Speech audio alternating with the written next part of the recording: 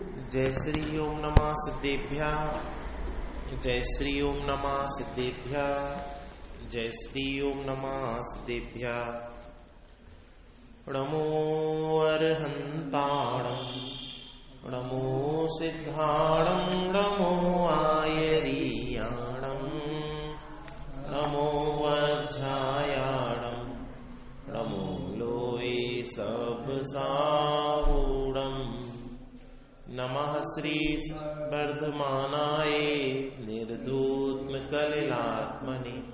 सालोकानां त्रिलोकानां यद्विद्यादर्पणायते।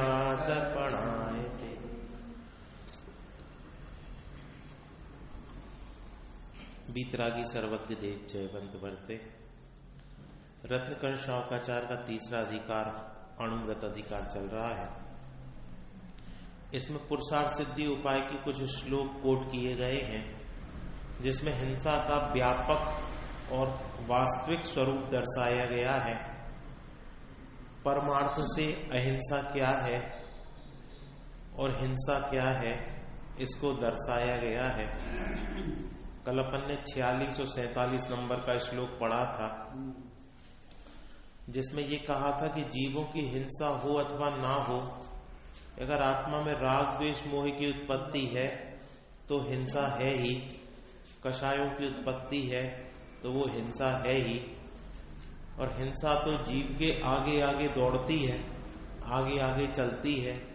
अर्थात उठने बैठने, खाने पीने, धरने उठाने, गमन आगमन, इन सब में भी जीवों की हिंसा हो या ना हो, लेकिन राग द्वेष की उत्पत्ति के कारण निरंतर हिंसा होती है। आज 48 नंबर का श्लोक अपन यहां पर पढ़ेंगे और एक नई बात इसमें जो आ रही है उसको समझेंगे। हिंसायामविरमणम् हिंसा परिणमनमपि भवति हिंसा तस्मात् प्रमत्त योगे प्राणव्यपरोपणम् नित्यम्। हिंसा के विषय में विरक्त होकर उसका त्याग नहीं करना, वह भी हिंसा है। क्या? हिंसा के विषय में विरक्त होकर उसका त्याग नहीं करना, वो भी हिंसा है। अगर आपको ये चीज समझ में आ गई है कि इस काम में हिंसा होती है, हिंसा ऐसे होती है, तो अब आप विरक्त होकर उसको त्याग करो। जैसे आपको पता है कि साहब चमड़े के बेल्ट में, सिल्क की साड़ी में, इसमें हिंसा है, तो फिर अब पहन ही रहे हैं, तो ये सही नहीं है। अगर आपको पता है कि चमड़े में हिंसा है तो उसका त्याग करो। सिल्क की साड़ी अनंत जीवों की घात से बनती है, उसका त्याग करो। अनछना पानी, उसमें जीवों की उत्पत्ति 2 इंद्री तक हो जाती है, तो उसका त्याग करो। तथा हिंसा की प्रवृत्ति करना, वह तो हिंसा है ही। प्रमत्त योग होने से प्राणों का घात नित्य ही लगातार होता रहता है। अगर आपको पता है कि इस विषय में हिंसा होती है, तो भैया फिर उससे विरक्त होकर, ऐसे नहीं किसी के कहने से छोड़ दिया, विरक्त हो। विरक्त होना यानी क्या? अगर आप अच्छा जानकर छोड़ोगे तो राग तो बना रहेगा, इसलिए पहले उस चीज से विरक्त हो। विरक्त का मतलब कि देखो इसमें सुख नहीं है, इसमें शांति नहीं है, इसमें अनुकूलता नहीं है, इसके कारण हमें सुखी नहीं होंगे। ऐसा बराबर निर्णय करके फिर आप उसका त्याग करोगे तो वो वास्तविक त्याग है। जैसे रात्रि में आहार आदि का त्याग, फरार आदि का त्याग, फलाहार आदि का त्याग। अब कोई कहे कि अब इसमें तो उतनी हिंसा नहीं है, गैस भी चालू नहीं होती, हम तो रखा रखाया ले लेते हैं। तो अब ये जीव अगर किसी के कहने से छोड़ दे तो उसके दिमाग में क्या है? इसमें कोई हिंसा तो है ही नहीं, इसमें कोई दोष तो है ही नहीं, इसमें कोई पाप तो है ही नहीं, लेकिन इनने कहा सो हमने छोड़ दिया। तो बताओ उसमें आसक्ति है कि नहीं, और त्याग किया कि नहीं? अब ऊपर से तो त्याग कर दिया इसने, लेकिन अंतरंग में उसमें आसक्ति बनी हुई है। अब अगर इसने उसका स्वरूप समझा कि देखो भैया परिणामों में गृद्धता होती है तभी हम कुछ ग्रहण करते हैं, और अब मेरे परिणामों में गृद्धता नहीं है, अगर हमने रात्रि में कुछ चारों प्रकार के आहार का त्याग भी कर दिया तो मर तो जाएंगे नहीं, ज्यादा होगी तो अगले दिन ले लेंगे, ऐसा जानकर उस पर पदार्थ में सुख तो होता नहीं, ऐसा जानकर अगर त्याग किया तो फिर उसका त्याग। यहां आदेश है आचार्य अमृतचंद देव का कि हिंसा के विषय में विरक्त होकर उसका त्याग करना ही चाहिए।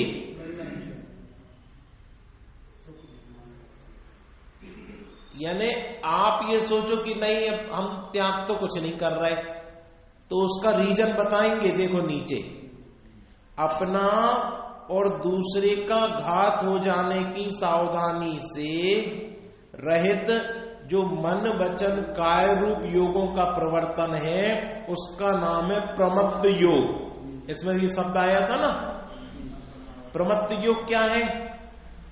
अपना और दूसरे का घात हो जाने की सावधानी से रहित मन वचन काय की प्रवृत्ति, वो है प्रमत्त योग, योगों का प्रवर्तन।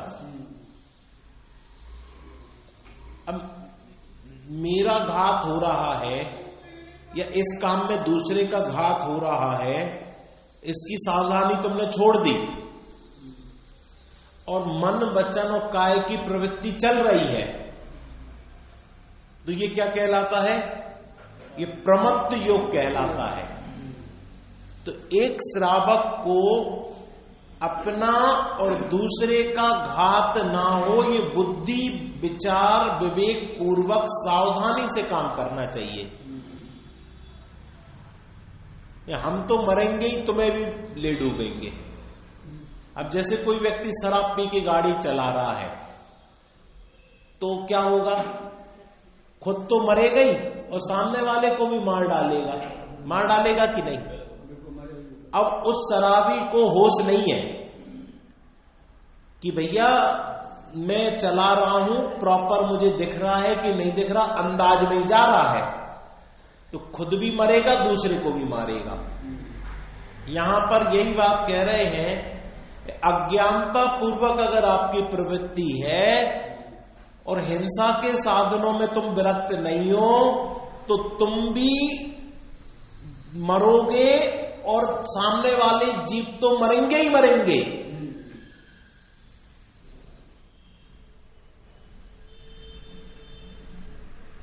बालबोध की कहानी, बालबोध 1 में या 2 में पढ़ी होगी आपने। राजू भाई आपने पढ़े बालबोध? आप कहां तो प्रशिक्षण शिविर लगा था बालबोध का, याद करो वो कहानी। रात्रि में किसी की बारात गई और वहां गांव में रात्रि में उसके लिए भोजन बना और धोखे से एक सांप जाके काय में गिर गया? तरकारी के भगोने में, और तरकारी के साथ वो सांप भी बन गया।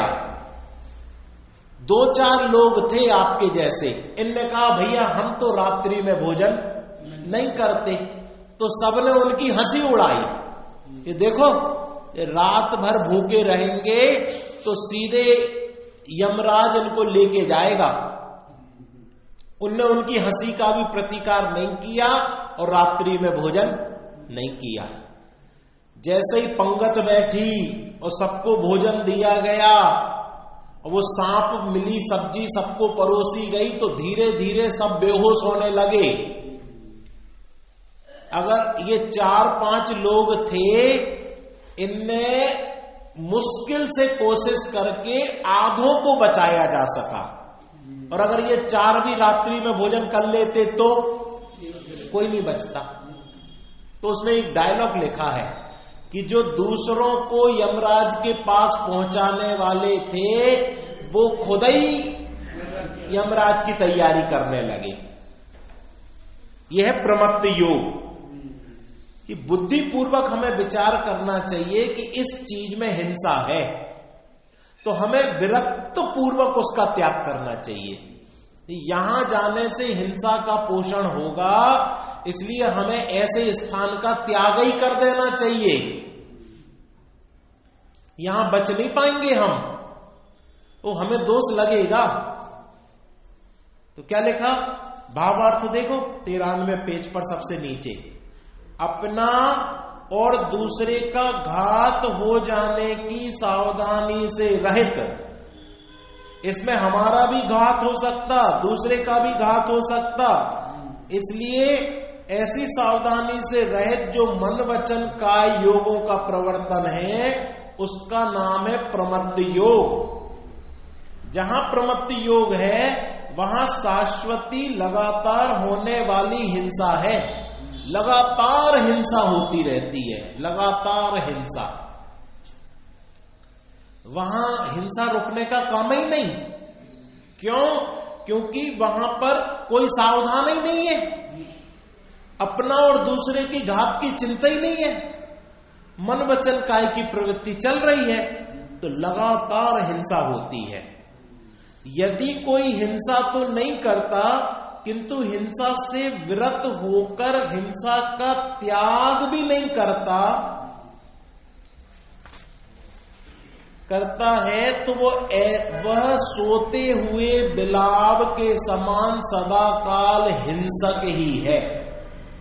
जो हिंसा में प्रवर्तन करता है वह तो हिंसक है ही।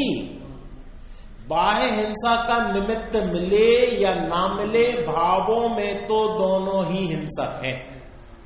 किसके लिए कह रहे कि जो हिंसक है वो तो हिंसक है ही, लेकिन जो हिंसक नहीं है लेकिन वो विरक्त होकर उन साधनों को नहीं छोड़ रहा है,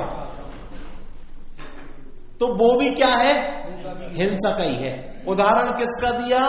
सोते हुए बिलाव। बिलाव यानी क्या होता? बिल्ली सो रही है, उस समय कोई हिंसा हो रही क्या? हो रही। बिल्ली सो रही होगी तो उसको सपना भी क्या आएगा? देखो चूहा जा रहा है और मैं चूहे को झपट्टा मार रही हूं और मैंने चूहा पकड़ लिया।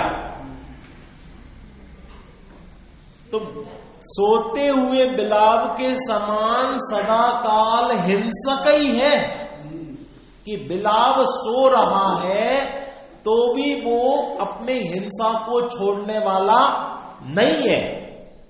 तो ये उदाहरण समझ में आया? सिद्धांत क्या है?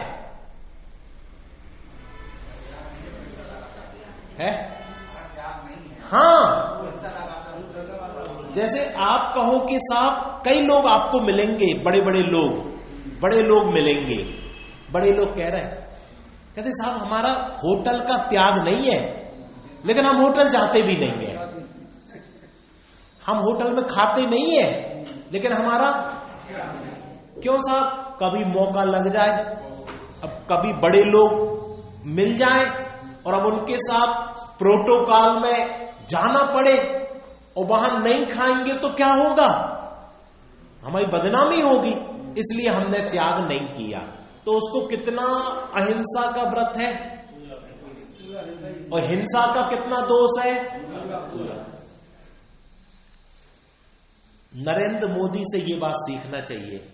प्रधानमंत्री वो विदेश गए थे और नवदुर्गा लगी थी और वो सब हिंसक लोग, उनके बीच में उनको बैठ के भोजन करने का मौका, अब उनके बीच में उठ भी नहीं सकते तो भी उनके बीच में बैठे और क्या कहा?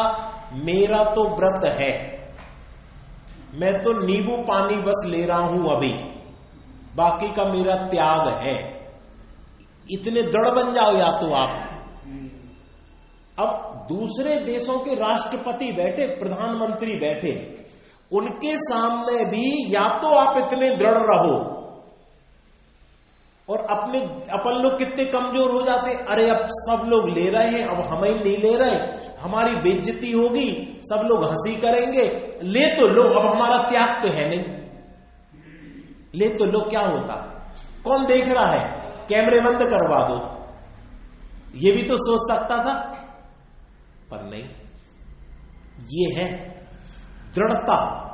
अगर आपने व्रत लिया है तो उसको दृढ़ता से उसका पालन करो, और अगर आपने व्रत नहीं लिया तो हिंसा का बंध तो निरंतर निरंतर निरंतर आप करो या नहीं करो। कई लोग कहते हैं कि हमारा महीने में 29 दिन तक तो कोई नहीं होता, लेकिन कभी एक दिन मजबूरी आ जावे। ये क्षमा सागर महाराज को एक बार हम मोरा जी में सुन रहे थे, बहुत पुरानी बात है, 30 साल पुरानी होगी, कहो 35 साल, यही प्रवचन चल रहा था। तो उनने कहा कि कई लोग कहते हैं कि महीने में 28 दिन तक तो हमें कोई तकलीफ नहीं होती, बस 1-2 दिन को बाहर जाना पड़े, किसी की शादी में जाना पड़े, कभी डफर सिस्टम में जाना पड़े तो लेना पड़ता है, तो 28 दिन का हमारा त्याग है, बस 1-2 दिन की छूट। तो पता महाराज ने क्या कहा, उन्होंने कहा कि मुझे बस 2 ही दिन चाहिए तुम्हारे को, 28 दिन तो तुम्हारा वैसे ही त्याग है, बस 2 ही दिन तो तुम भ्रष्ट हो रहे हो, तो बस 2 ही दिन का नियम ले लो। तुम अपने आप को हाई प्रोफाइल नहीं समझो कि देखो मैं 28 दिन नहीं करता, और जब मौका लगता है तो मैं फिर छोड़ता नहीं हूं, तो फिर ये कहा जाएगा कि 28 दिन भी निरंतर तुम्हें उसका बंद हो रहा है। इसलिए आप कब छोड़ पाओगे, जब उस चीज से विरक्त होगे, जब तुम्हें लगेगा कि ये जो बफर सिस्टम है इसमें जो बना है वो अनछने पानी का बना है, इसमें मर्यादाओं का विचार नहीं किया गया है, इसमें बनाने वालों का भी कोई विचार विवेक नहीं है, क्या पता उसने नहाया है भी कि नहीं, हाथ धोए हैं कि नहीं धोए। अच्छी तरीके से अगर तुमने निर्णय कर लिया और तुम उससे विरक्त हो गए तो वहां 56 भोग भी बनेंगे, वो आपको आकर्षित नहीं कर सकते। क्या पता इन्हीं बर्तनों में 2 दिन पहले खान साहब कहां भोजन बना हो और 2 दिन बाद आप कहां बन रहा हो, उसमें 2 दिन पहले क्या क्या नहीं बना हो। ऐसा अगर तुमने सर्वांगीण विचार किया और उस चीज से तुरंत विरक्ति आ गई तो वहां रसमलाई भी बनेगी तो तुम्हारी परिणति, अरे इसमें तो पानी डला ही नहीं है, ये तो ले ही सकते हैं, जाएगी परिणति, उसमें तो पानी ही नहीं। लेकिन बनाने वाला कौन है ये पूछा तुमने, उसकी मर्यादा पूछी, उसका विचार विवेक पूछा, तो हमसे चीज कब छूटेगी। एक शब्द तो बहुत जोरदार डाला है इसमें, देखो एक बार और पढ़ो, भावार्थ कौन पढ़ेगा, पढ़ो। अपना और दूसरे का घात हो जाए, योगों का प्रवर्तन है, इसका नाम प्रवृत्ति योग है। जहाँ प्रवृत्ति योग है वहाँ शाश्वती लगातार होने वाली हिंसा है। यदि कोई हिंसा को नहीं करता है किंतु हिंसा से विरक्त होकर हिंसा का त्याग नहीं करता है तो वह सोते हुए ब्लाव के समान सदाकाल हिंसक ही है। बस हिंसा से विरक्त होकर हिंसा का त्याग नहीं करता। हिंसा का त्याग भी किस लिए करता, समाज के डर से। समाज क्या कहेगी, परिवार के डर से, लोग परिवार के लोग क्या कहेंगे, इसलिए कर देता है। होटल जाने का त्याग क्यों है, लोग कहेंगे तुम यार ये पिज्जा वाले में आ गए, यहां तो शाकाहारी और मांसाहारी दोनों ही एक साथ बनते हैं। ठीक है तुमने शाकाहारी ले लिया, लेकिन किचन तो, चक्कू तो मिक्स हो जाते सब। तो उस स्थान पे गए ही और अब तुम समाज के डर से जाओगे तो तुम कभी त्याग नहीं कर पाओगे। और तुमने अगर उसका विचार किया कि भैया इसमें तो सब गोलम घालम है, सब गोलमोल है, सीढ़ी ही नहीं चढ़ना हमें वहां की, इतने विरक्त हो जाओ, तब जाके आप उससे बच सकते हो। इसलिए ये शब्द बहुत प्यारा लगा, हिंसा से विरत होकर। हिंसा से विरक्त हो भैया, हिंसा से विरक्त। अभी तो ये व्यवहार हिंसा है, बाह्य की हिंसा है। राग द्वेष मोह की उत्पत्ति हिंसा है, उसके लिए ये बता रहे क्या, अगर आप बाह्य हिंसा से विरक्त नहीं हुए तो राग द्वेष मोह का अभाव कैसे होगा। तो उदाहरण दे दिया, सोते हुए बिलाप के समान सदा काल हिंसक ही है।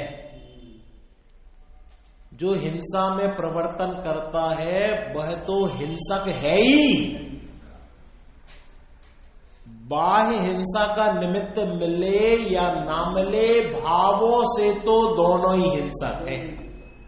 अब यहां एक चीज और नई आ गई है समयसार पढ़ने के बाद। क्या आ गई?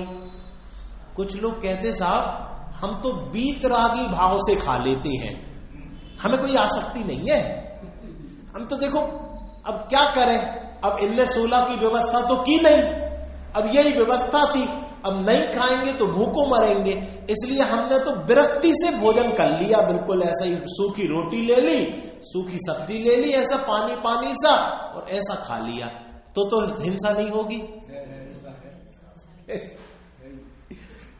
ये चरित्र चित्रण सही है कि नहीं लोगों का? ये हम तो बीतरागी भाव से कर लेते, अब क्या करें, मजबूरी है, हमारा तो त्याग था, अब नहीं मिला तो क्या करें। तो भी भाई साहब इसको विरक्ति नहीं बोलते। सच्ची विरक्ति तो वो है कि जान भी चली जाए तो भी हम इस वस्तु का ग्रहण नहीं करेंगे। सच्ची विरक्ति तो वो है। देखो इसी से संबंधित अगला श्लोक है 49 नंबर का, ये पुरुषार्थ सिद्धि उपाय का है। अभी अपन ने 49 और 50 पढ़े थे रत्नकर्ण शावकाचार्य के, और अब ये पुरुषार्थ सिद्धि उपाय के भी बड़े जोरदार हैं ये। सूक्ष्मापि न खलु हिंसा परवस्तु निबंधना भवति पुंसा हिंसाय तन्निवृत्तिः परिणाम विशुद्धये तदपि कार्यम्। पढ़ो भैया इसका अर्थ, सालू पढ़ो। पुरुष की जो भी हिंसा होती है वह तो अपने परिणामों में हिंसा करने का भाव हो जाने से होती है, अन्य वस्तु को सूक्ष्म हिंसा के लिए भी कारण नहीं होती है।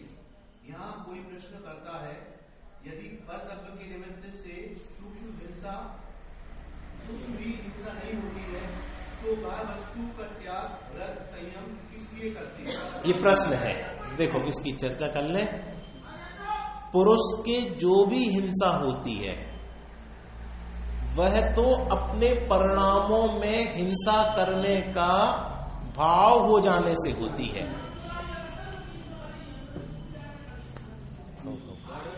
भाई साहब हमारी भी देख लेना।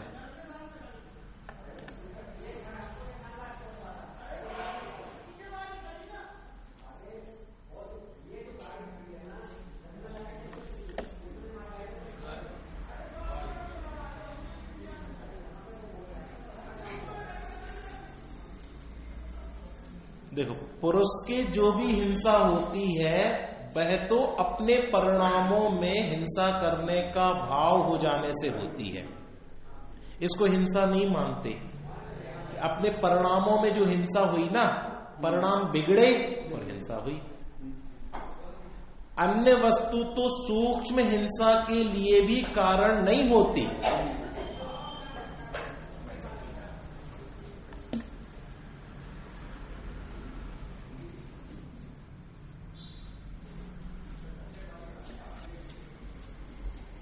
यहां कोई प्रश्न करता है, यदि परद्रव्य के निमित्त से सूक्ष्म भी हिंसा नहीं होती है तो बाह्य वस्तु का त्याग व्रत संयम किस लिए करते हैं? उसका उत्तर, हिंसा तो जीव के हिंसक परिणाम होने पर ही होती है, परंतु जो हिंसा के स्थानों में प्रवर्तन करेगा उसके हिंसा के परिणाम कैसे नहीं होंगे। इसलिए अपने परिणामों की विशुद्धता के लिए जहां हिंसा होती हो ऐसे खान पान ग्रहण आसन वचन चिंतन आदि का त्याग करना उचित ही है। देखो कितना अच्छा समाधान दिया। प्रश्न क्या था? एक जन बताओ, बोलो भाभी आप।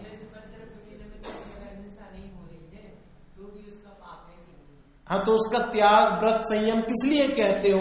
अब परद्रव्य के निमित्त से तो कोई हिंसा होती नहीं, अपने परिणामों से ही हिंसा होती है। तो फिर आप हमसे त्याग क्यों करवाते कि रात्रि भोजन का त्याग करो, अनछने जल का त्याग करो, विषय भोगों का त्याग करो, बाह्य खान पान का त्याग करो? क्यों करवाते? जब सारी की सारी हिंसा परिणामों से होती है तो हम परिणामों का त्याग कर दे रहे, बाकी इनका त्याग तो मत करवाओ। उत्तर क्या दिया बोलो?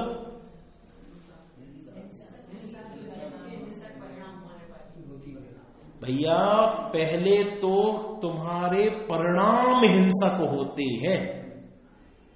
किसी को मारना हो तो सीधा चक्कू मार देता कि पहले परिणाम करता है, प्लानिंग करता है, विचार करता है।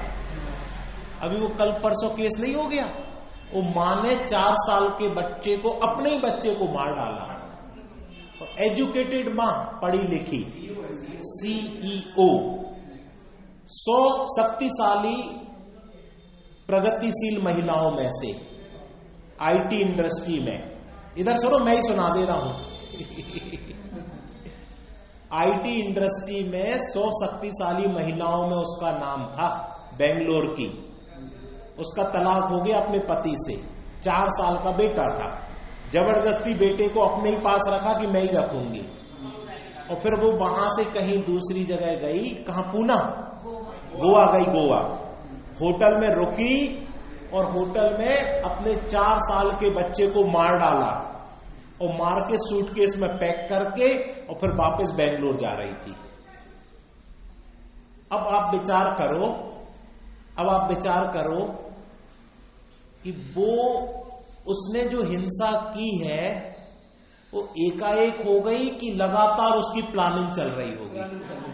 अब वो गवाही दे पुलिस को कि वो एकाएक हो गई। साहब, मैं चिड़चिड़ी हो गई थी इस बच्चे के कारण, ये बच्चा मुझे बहुत परेशान करता था, इसलिए मैंने इसको मार डाला, एकाएक मार डाला, भूल से मार डाला, मुझे क्षमा कर दो। तो भूल से मारा कि प्लानिंग है, परिणाम है?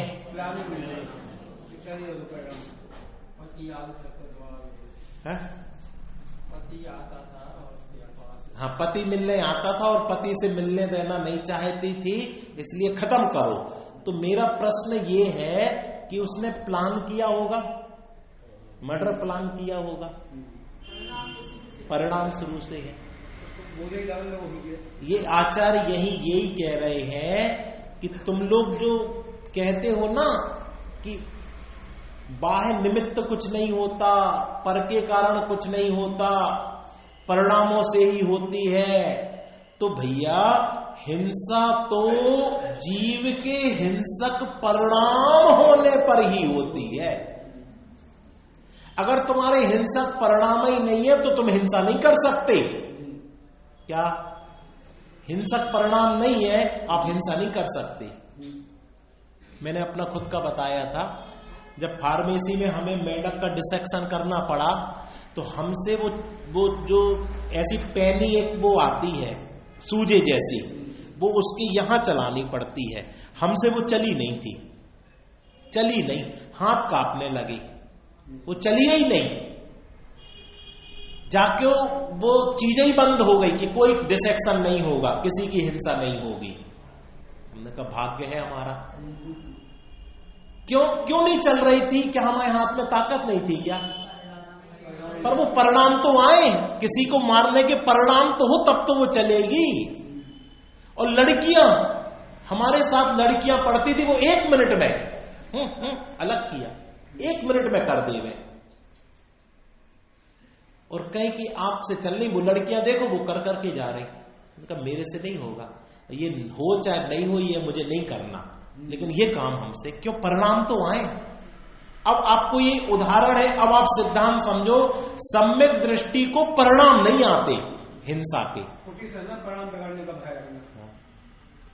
सम्यक दृष्टि को पर पदार्थों से राग द्वेष के परिणाम ही नहीं होते, ना काहू से दोस्ती ना काहू से बैर। अब कितने ही वो उसका उपकार या अपकार करे, हो ही नहीं सकता, क्योंकि परिणाम ही नहीं होते, और व्यवहार में दिखे तो भी उसको दोष नहीं है। अब आप उस उदाहरण को लगाओ, क्या आपके भी ऐसे हिंसक स्थानों पर जाने के परिणाम होते कि नहीं? जैसे घास पे चलने का त्याग है, अब सुंदर घास का पहाड़ है और खूब अच्छी फोटो आएगी उस पर चलने से, अब बताओ आप चलोगे कि नहीं? नीचे पूरी हरियाली, ऊपर आसमान और बीच में तुम खड़े हो, कैसी फोटो आएगी? अच्छी सुंदर। अब लेकिन चले कैसे? हमारे तो परिणाम ही नहीं होते घास पर चलने की, हम फोटो खिंचवा कैसे लें? घास पर चलना यानी 2 इंद्रिय 3 इंद्रियों का घात तो है ही, 1 इंद्रिय का घात तो सामने ही है, लेकिन उसके निमित्त से हजारों लाखों जीव हैं और वो उस पे रहेंगे, और उस पे हम कैसे चले जाकर कर लें? परिणाम तो हो वैसे, हमारे परिणाम ही नहीं हो रहे हैं। याद करो प्रथमान योग से कहानी जम्बू स्वामी की, क्या कहानी है? उनकी माता ने कहा बेटा हम तुम्हारी शादी रचाना चाहते। उनने कहा साहब मैं तो विरक्त हूं, विरक्त, मुझे रस नहीं है शादी में। तो उनने कहा बेटा मैंने तुम्हें जन्म दिया, पाल पोस के भला किया, मैं बहुओं की सेवा नहीं करवाऊं क्या? मेरी खातिर कर लो तुम, हाँ तुम्हारी खातिर कहो तो मैं कर लेता हूं। तो ऐसा डिसाइड हुआ कि एक दिन बस तुम शादी कर लो, फिर उसके बाद तुम्हें जाना तो तुम दीक्षा ले लेना। बहुत खरी उतर रही है कहानी इस सिद्धांत पर। तो मां क्या समझती थी? जब 4 सुंदर, रूपवान, चतुर, निपुण, योग्य कन्याओं को देखकर कि उन कन्याओं से संधि हो गई कि हम अपनी चतुराई में, सुंदरता में, वाक कला में, आतिथ्य में इनको मोह लेंगे और इनको अपने राग के बंधन में बांध लेंगे। उनने भी स्वीकार कर लिया। और जब चर्चा हुई तो शादी के बाद रात्रि में जब बैठे तो उनने कहा कि बात करो। इनने कहा हम भी बात करना चाहते। तो बस बात हुई, तो बात की बात ऐसी हुई कि ये तो रागियों के राग में नहीं फंसे, लेकिन वो बीतरागियों के भाव में बीतरागी होगी। ये इसमें लिखा है ना कि इससे अब बताओ क्या नाम उनका, जम्बू स्वामी को शादी करने से हिंसा हुई कि नहीं हुई? विनोद भैया क्यों? क्योंकि परिणाम ही नहीं थे। बिना परिणाम के, बिना आसक्ति के, और ब्याह हुआ और उसका फल भी सामने आ गया कि जब बिना आसक्ति के, बिना उसके ब्याह हुआ तो सामने वो रानियां ने भी दीक्षा ली, वो जो चोर सुन रहा था उस चोर ने दीक्षा ली, उनके माता पिता ने दीक्षा ली, पूरे कुनबे ने दीक्षा ली। ये है परिणामों की विचित्रता। और अगर यही थोड़े ढिल्ले पड़ जाते अपनी मां के राग में, या बेचारी मां ने इतना किया, सब किया, चलो कुछ समय तक अपन विरक्त रूप में कर लेंगे, क्या विरक्त रहकर कर लेंगे? नहीं, जो परिणाम है वो परिणाम विरक्त है, तो उसका फल भी महावीर स्वामी ने इससे ज्यादा पुरुषार्थ किया था। उनने अपने माँ बाप को समझा लिया था, ये नहीं समझा पाए। इनने कहा तुम करके देख लो। उनके बाद का है ना, महावीर स्वामी के बाद माता पिता और ज्यादा आसक्त हो जाते हैं अपने बच्चों में। उन तक तो उनकी बात मान गए थे, ये नहीं मान पाए। तो और अच्छा हुआ, क्या हुआ कि इस प्रसंग को देखकर वो भी विरक्त हुए, उनने भी दीक्षा ली। तो क्या कहा, हिंसा तो जीव के हिंसक परिणाम होने पर ही होती है। वो हिंसक परिणाम तो लाओ, परंतु जो हिंसा के स्थानों में प्रवर्तन करेगा उसके हिंसा के परिणाम कैसे नहीं होंगे। इसलिए अपने परिणामों की विशुद्धता के लिए जहां हिंसा होती हो ऐसे खान पान, ग्रहण, आसन, वचन, चिंतन आदि का त्याग करना उचित ही है। ऐसे वचन का त्याग करना भी उचित है। क्यों? क्योंकि अभी आप वचन में बोल रहे हो, वचन में बोल रहे और बोलते बोलते कहो किसी दिन सत्य हो जाए, इसलिए ऐसे वचन भी नहीं बोलना, गुस्से में भी नहीं बोलना, हम तुम्हें मार डालेंगे। बोले बोले बोले और एक दिन मार ही दिया। कि क्यों? इतने दिन से बोल रहे थे। समय सार की मूल गाथा है क्या? एक व्यक्ति दातुन करने बैठता था और सामने से एक बैल निकलता था जिसके इतने बड़े सींग थे, और वो दातुन करते करते क्या सोचता था कि इसके दोनों सींग के बीच में अगर मेरा सिर चला जाएगा तो कैसा होगा। रोज सोचता था, रोज सोचता था, रोज सोचता था। एक दिन उसको इतना टेंशन हो गई कि उसने अपना सिर उसके सींग में दे दिया। फिर क्या हुआ कि फिर बैल ने जो उछाला है तो ऊपर से उछाल के वहां जाके 25 हड्डी टूटी उसकी। तो लोगों ने उससे पूछा कि तुमने ये काम किया, हंस के मन में बिना हंसे रोक के पूछा कि तुमने विचार नहीं किया ये करने के पहले? तो उसने कहा मैंने बहुत विचार किया, महीने भर तक विचार किया। तो अगर तुमने विचार किया तो फिर सिर क्यों दे दिया? ऐसे ही अगर तुम्हारे परिणाम हिंसक नहीं है तो तुम ऐसे हिंसक के स्थानों पर गए क्यों?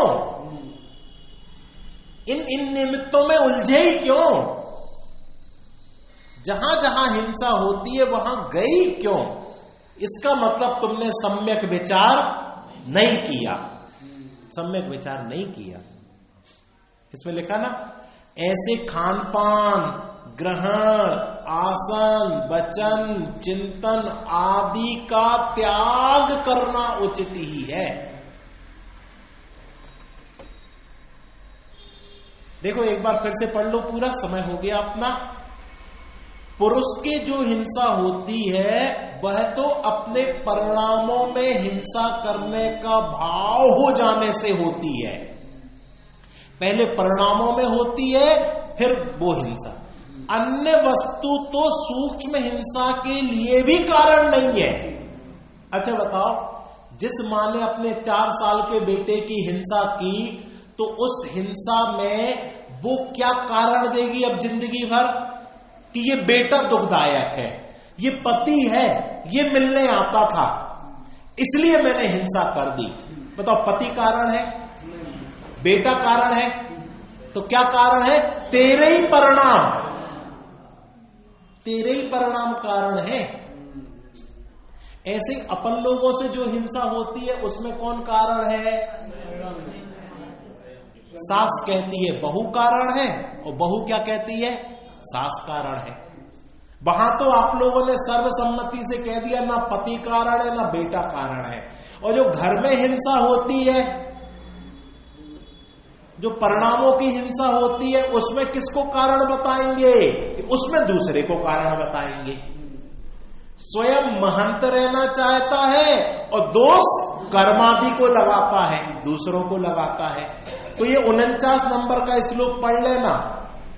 इसमें कहा कि अपने परिणाम में हिंसा का भाव हो जाने से हिंसा होती है, अन्य वस्तु तो सूक्ष्म हिंसा के लिए भी कारण नहीं है। अब इसका उल्टा करो, अगर आपको वीतराग परिणाम करना है तो भगवान के निमित्त से वीतरागी होंगे, जिनवाणी पढ़ने से वीतरागी होंगे, या अपने स्वयं के कारण वीतरागी होंगे। अब आप कहो भगवान हम रोज आपके दर्शन करने आते हैं, मेरे परिणाम वीतरागी क्यों नहीं हो रहे? मैं 365 दिन से जिनवाणी सुन रहा हूं, मुझे सम्यक दर्शन क्यों नहीं हो रहा? ये जिनवाणी में कोई कमी है या भगवान में कोई कमी है? तो भगवान कहते तुम्हारे परिणामों में कमी है, न भगवान में कमी है न जिनवाणी में कमी, तुम्हारे परिणाम एकाग्र होने में कमी है, तुम्हारा उपयोग में उपयोग को ठहराने में कमी है, तुम्हारे पुरुषार्थ में कमी है। इसलिए अपन 2 मिनट अपने पुरुषार्थ को जागृत करते हैं और अपने परिणामों को एकाग्र करने का अभ्यास करते हैं। कैसे हमारे वीतरागी परिणाम नहीं होते देखो।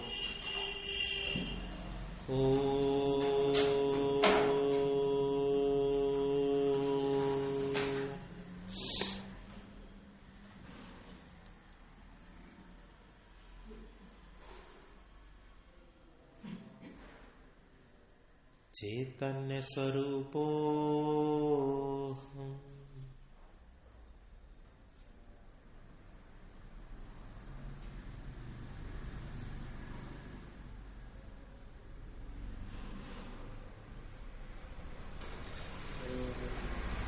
वीतराग स्वरूपो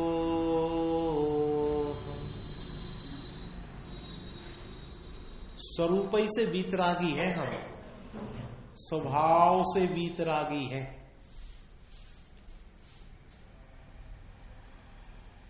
अपने वीतरागी परिणामों को देखो, वीतरागी स्वभाव को देखो।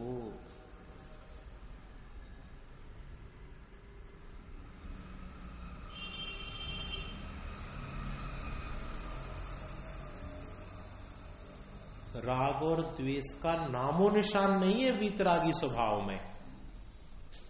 राग और द्वेष प्रवेश नहीं करते हमारे स्वभाव में।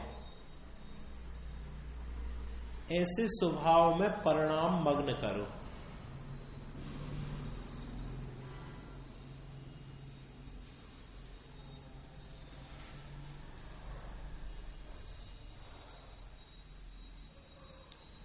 वीतराग स्वरूपो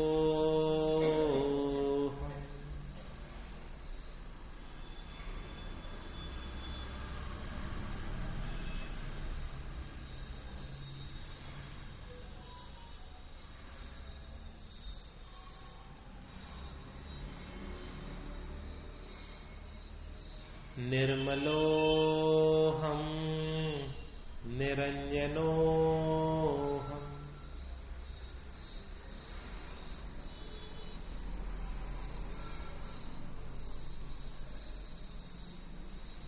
मिथ्यात् कर्म इनका मल हमारे स्वभाव में नहीं है। कसायों का, पापों का मैल हमारे स्वभाव में नहीं है।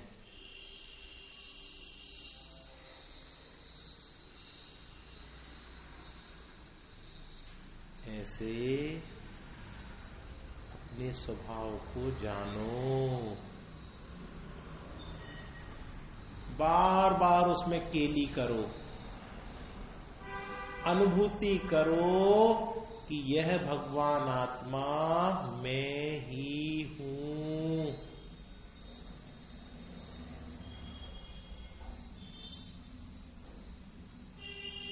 और जो मैंने अपने आप को वीतरागी देखा, ये सत्य ही है।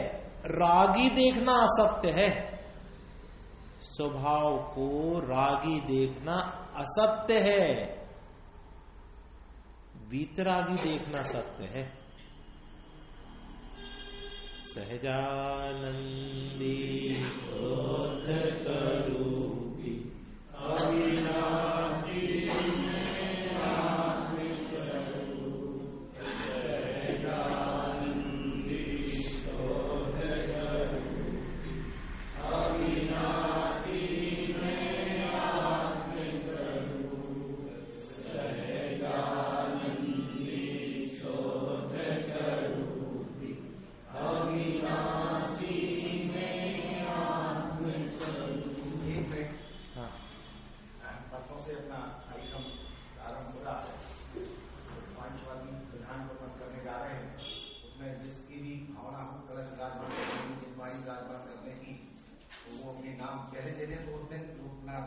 समय बच जाएगा अपना। समय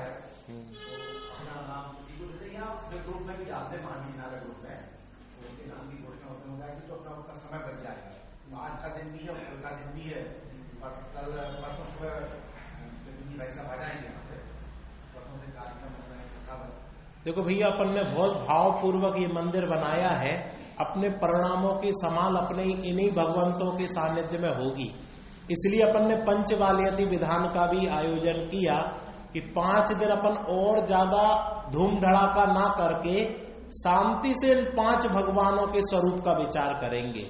आज जैसे शीतलनाथ भगवान का विचार किया, ऐसे ही अपन विचार करेंगे, जिसकी भावना हो कि मंगल कलश उनके माध्यम से विराजमान हो और ये 3 दिन का विधान चले। तो राशि कुछ अपन ने सोची है, हाँ, राशि आपकी जो भावना हो, 1100, 2100, 5100, इसकी कोई बड़ी बात नहीं है। बड़ी बात यह है कि तीनों दिन बराबर आप उपस्थित हो और पूरे कार्यक्रम का आप उसका लाभ लेवे। किसी की अभी परिणाम हो तो अभी बोल देवे, और जब आप कल भी बोल सकते, ग्रुप में भी लिख सकते पूछ के, ठीक है। जिनवाणी स्तुति।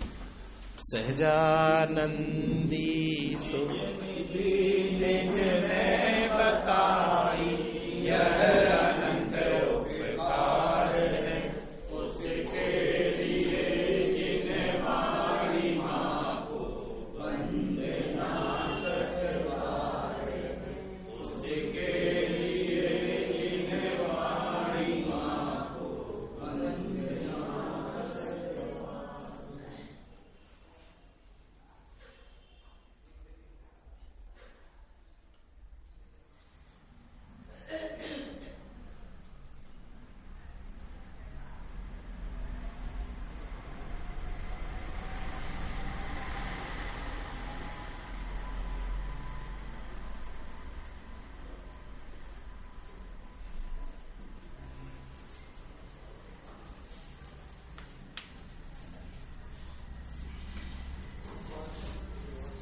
जिनवाणी माता की जय हो।